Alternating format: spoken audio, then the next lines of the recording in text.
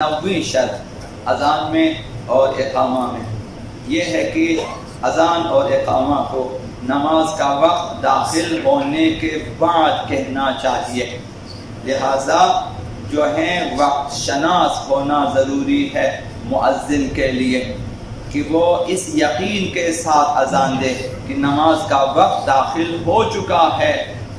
اگر یقین نہ ہو صبر کریں، اگر 1 منٹ 2 منٹ صبر کریں کوئی حرج نہیں ہے۔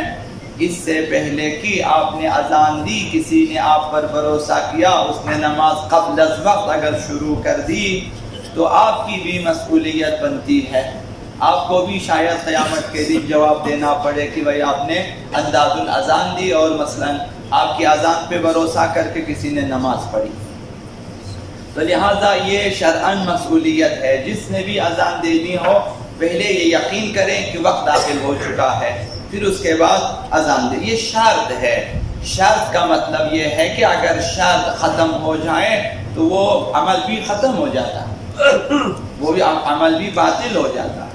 10ویں شرط یہ ہے کہ اقامہ کھڑے ہو کر کہے، بیٹھ کر آپ اقامہ نہیں کہہ سکتے مگر یہ کوئی مجبور ہو، کوئی بیمار ہو، کوئی اس طرح سے کوئی عذر ہو، ورنہ بیٹھ کر آپ اقامہ نہیں پڑھ سکتے۔ گھر میں مثلا آپ فرادہ نماز پڑھنا چاہتے ہیں اور اذان اور اقامہ کہنا چاہتے ہیں ثواب کی خاطر، تو ضروری ہے کہ اقامہ کے لیے کہ آپ کھڑے ہو کر، بے شک آپ اذان بیٹھ کر بھی دے دیں لیکن اقامہ میں کھڑا ہونا ضروری ہے، ضروری یعنی شرط ہے، تو لہذا اقامہ کھڑے ہو کر کہے۔ اقامہ کے صحیح ہونے کے لیے امکان کی صورت میں کھڑے ہو کر کہنا ضروری ہے، ورنہ اقامہ باطل ہو جائے۔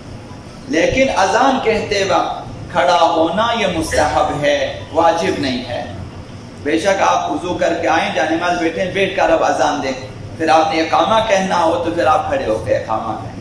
11ویں شرط اذان اور اقامہ میں یہ ہے کہ اقامہ احتیاط واجب کی بنا پر باطہارت ہونا چاہیے۔ اذان میں طہارت مستحب ہے، اقامہ میں طہارت شرط لازم ہے۔ بغیر جو ہے اس کے آپ مثلا طہارت کے اذان کہہ سکتے ہیں لیکن اقامہ نہیں کہہ سکتے، اقامہ صحیح نہیں ہے۔ یعنی اقامہ کہتے وقت احتیاط واجب کی بنا پر اگر غسل واجب ہو، غسل کیا ہوا ہو، اگر وضو سے نہ ہو تو وضو بھی کیا ہوا ہو، یہ اس کا وظیفہ ہے۔ لیکن اذان میں طہارت کی رعایت مستحب ہے، واجب نہیں ہے۔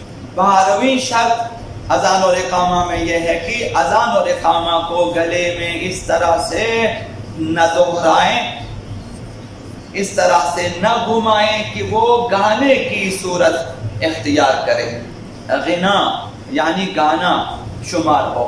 اگر اذان اور اقامہ کہتے وقت آواز کو گلے میں اس طرح گھمائے کہ گانا ہو، جیسے لہو و لعب کی مجلسوں میں جو ہے گانا معمول ہے، اس طرح سے آواز کو اتنا زیادہ زیر و بم نہ کریں، فرود و فراز نہ کریں اس میں آواز کو کہ جتنا آپ کے گلے میں دم ہے آپ اسے اوپر نیچے نہ کریں۔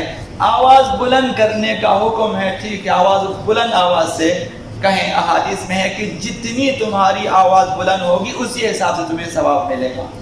اور کھینچنے کا بھی ہے کہ آپ آواز کو کھینچیں، اور ایک چیز شریعت نے بیان کی ہے کہ اللہ اکبر میں الف لام ہا سب کو واضح طور پر ادا کرے، یہ ٹھیک ہے، اب آواز کو اوپر نیچے کرنے کی ضرورت نہیں ہے۔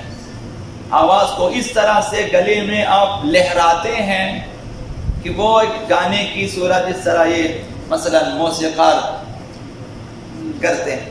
اگر گانے کی صورت ہو تو حرام بھی ہے، اذان بھی باطل اور گناہ بھی اس کے ذمہ ہے۔ اگر آواز کو اس طرح گھمائے کہ گانے کی صورت نہ ہو تو مکروہ ہے، یعنی ثواب کم ہو جاتا ہے۔ حضرت آقا امام جعفر الصادق علیہ السلام ان سے روایت ہے کہ انہوں نے فرمایا بیت الغنا، بیت گانے والا گھر، جس گھر میں گانا بجایا جاتا ہے، گانا پڑھا جاتا ہے، یا ٹی وی پہ یا جو ہے موبائل پہ یا خود یعنی گانے پہ کام ہوتا ہے، اس گھر میں گانا پڑھا جاتا ہے، گانا سنا جاتا ہے مثلا، فرمایا ایسا گھر ہوتا ہے لا تؤمن فیہ الفجیعہ، اس میں مصیبتیں آ سکتی ہیں، بلائیں آ سکتی ہیں، بلاؤں سے اور مصیبتوں سے محفوظ نہیں ہے وہ گھر۔ ولا تجاب فیہ الدعوہ، اس گھر میں دعائیں قبول نہیں ہوتی۔ ولا تدخلہ الملائکہ، فرشتے داخل نہیں ہوتے، تمام امور فرشتوں کے ذمے ہے۔ کسی نے رزق و روزی لے کر آنی، کسی نے برکتیں لے کر آنی، کسی نے آپ کے لیے خوشخبریاں لے کر آنی، کسی جو کچھ، اب فرشتے داخل نہیں ہوں گے تو وہ ساری چیزیں بھی رہ جائیں گی۔ اب وہ ٹی سی ایس نہیں کریں گے فرشتے کہ ہم نہیں جا سکتے، آپ ٹی سی ایس والا نہیں آئے گا، فرشتوں کو ہی لے کر آنا ہوتا ہے۔ فرشتوں کو ہم نے گانے کے ذریعے روک دیا ہوا ہے کہ وہ نہیں آئیں گے، فرشتے نہیں آئیں گے تو یہ ساری برکت، فرشتے ایسے ہی بیکار گھومنے نہیں آتے، وہ کچھ لے کر آتے ہیں آپ کے لیے، آپ کے لیے ثواب و جزا وغیرہ وغیرہ، برکتیں رحمتیں لے کر آتے ہیں۔ فرشتے آسمان چھوڑ کے، عرش چھوڑ کے، بیت المعمور چھوڑ کے ہمارے پاس کس لیے آتے ہیں؟ اسی لیے آتے ہیں بھائی ان کو کچھ دینا ہے، کچھ لے کر آتے ہیں، دست خالی نہیں آتے، وہ استغفار کے لیے آئیں گے، ہمیں نماز شب کے لیے جگانے کے لیے آئیں گے، ہمیں مختلف چیزیں دل میں القاء کرنے کے لیے آئیں گے۔ تو وہ جب نہیں آئیں گے تو پھر ہمارے گھر میں شیاطین ہی شیاطین ہوں گے۔ تو لہٰذا اگر چاہتے ہیں کہ گھر مصیبتوں سے محفوظ رہیں تو گانے کو گھر سے نکالیں، اگر چاہتے ہیں کہ گھر والوں کی دعائیں قبول ہو جائیں تو گھر سے گانے کو نکالیں۔